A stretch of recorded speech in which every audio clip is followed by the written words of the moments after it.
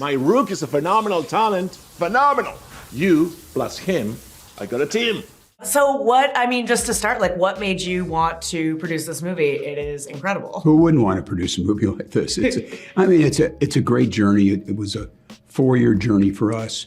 3 years working to get F1 to allow us in their world and convincing all the teams that we weren't going to make them the bad guys. Mercedes built our car. Lewis Hamilton's our partner in this. He's a producer on the movie. He was a technical advisor. He's a 7-time world champion. So we entered the sport in the best possible position to be in to succeed. And we wanted to make it real and realistic. And we built 6 different cars that Mercedes worked on, and Joe helped design the cars with Mercedes. It was an amazing experience, traveling around the world for 2 years following these races. So for me as a producer, it was great. But all that stuff is wonderful, but it's about the emotion. It's what kept you in your seat, what put tears in your eye, what made you laugh. That's why we make movies. We have phenomenal sound, phenomenal cinematography, brilliant acting, but these characters, you fall in love with them. And that's what's great about this movie. I think I had a few huge takeaways, but one of mine was it really surprised me how much physically these drivers go through. I'm curious what surprised you the most going into this, what these drivers actually do go through in terms of the sport. I had no idea what physical torture they go through. First of all, the real drivers go to 220 miles an hour and they're breaking down to 50 miles an hour. And it takes enormous amount of strength in your legs and your neck. The G-force, they're hitting 5 Gs when they hit some of these corners, and the downforce that they're feeling. It's unbelievable. They're phenomenal athletes. And that steering wheel, you look at that, it's so complicated. It has the tire pressures and everything on the wheel, and they have to hit the brake biases on the steering wheel. And they're going 200 miles an hour at the same time. So, plus they're taking a physical beating. And in some of these races, it's 100 degrees.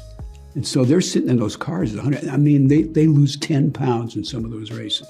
They sweat so much. Are those drivers because it's kind of a theme in the movie? Are they very superstitious? Is that? Some of them are, absolutely. Everything that you see in that movie, happened in a real race. So we didn't make up anything. And as far as the superstition, we heard that from another driver, how one driver had 2 mismatched socks because he took 2 different pair of socks, and that's the first race he ever won. And so he never changed his socks from that point on. He always had mismatched socks. So we use that for Sonny. What a cool thing. Yeah. So then what was his card? He was in Williams. He was in a Williams The card he puts in his pocket. Oh, that card. No, you'll have to guess. I think I know what it is because I think it's on his jacket. But okay. I want to ask a couple updates for you. Where are we with the next Pirates? I feel like every time I look at something, so I'm just gonna get it straight from the horse's mouth. We're working on a screenplay, and hopefully we'll get it right, and then we'll make it. We really want to make it, that's for sure. A continuation or a new? It'll be a new take on it. New take, new actors, and. Well, not all new actors. We'll have some back. Okay. I'm not going to tell you which ones, but you'll have to guess. Fair enough. And then my biggest thing is, when are you going to do Coyote Ugly 2? That's a good idea. Thanks for that. No, we've been trying to do it for television. It hasn't quite happened yet. Maybe we'll get it together. It's literally one of my favorite movies. It's a good one. This movie's freaking awesome. Oh, thank you. I grew up, I loved racing. I loved NASCAR. I grew up outside of a NASCAR track, but I did not know how insane F1 was. It is. What was your entry point here? Because this is kind of an intimate thing. I feel like the drivers don't really show their cards a lot. What was your entry point to? My entry point was someone named Lewis Hamilton. Heard of him. Yes, 7-time world champion. I had reached out to him saying I wanted to make a film in this world, and I knew he was a film lover, and asked him to help me. So the first thing he did was invite me to the Austin Grand Prix in 2021. He invited me into the garage, the Mercedes garage, and I stood there while they put the car together in front of me, and then Lewis climbed into it and kind of rocketed out of the garage onto the track. And from that moment, I was like, I have to tell a story in this world. So that's where it all started. Gosh, you're coming off Top Gun Maverick, which is one of my favorite movies of all time. Oh, thank you. So obviously there's going to be comparisons. How did you feel going into this movie coming off of that? Well, every film for me, you learn so much. So coming off Top Gun, I felt like, I I had an idea of how to kind of capture that world, and I wanted to see if I could apply that knowledge to racing. The challenges are you can't throw 150 pounds of camera gear onto a race car like you could into an F-18. We had to get much, much smaller. We had to get much, much lighter. I wanted Brad and Damson to be driving the car for real, so that meant a lot of training for them. They're both really gifted drivers naturally, but to get into a open wheel race car is a whole nother level. So there was, a year and a half of preparation and R&D to kind of figure out how to pull it off. A lot of trial and error. But I love the challenge, and I wanted to really give people the experience of what it's like to drive one of these things. I was gonna say the biggest thing is you really feel like you're in it, and it's really incredible. So what was the most difficult scene or shot to pull off? There were so many difficult ones. I could, picking one, Las Vegas.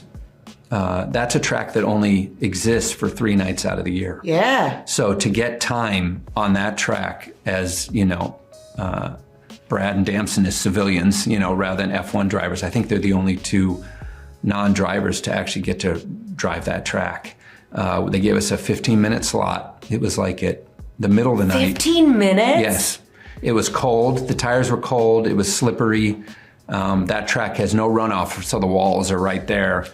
And I knew if I didn't get my scene in that 15-minute slot, I was never going to get it. So that kind of pressure to get the scene and then get the scene that we did, and you saw in the film, that was high pressure for sure. Because you have to film during the actual races, right? Yeah, you have to film in between, practice, qualifying, and that's a street track that's only open for a few nights. So that was probably one of the hardest ones to get done. God, is there another sport you would love to tackle? I mean, you've been in the F-18s, you've been in the F1 cars, F2 cars. What? Gosh. I can't think of a sport. I mean, this one was always at the top of the list. So yeah, it's going to be hard to find something that's gonna beat this. This was an incredible journey. Yeah. Where are you at with Top Gun 3? We are. Aaron Kruger is writing the script as we speak. It's a really it's a big idea that I spent almost a year kind of developing, working with some friends at the Navy and Lockheed.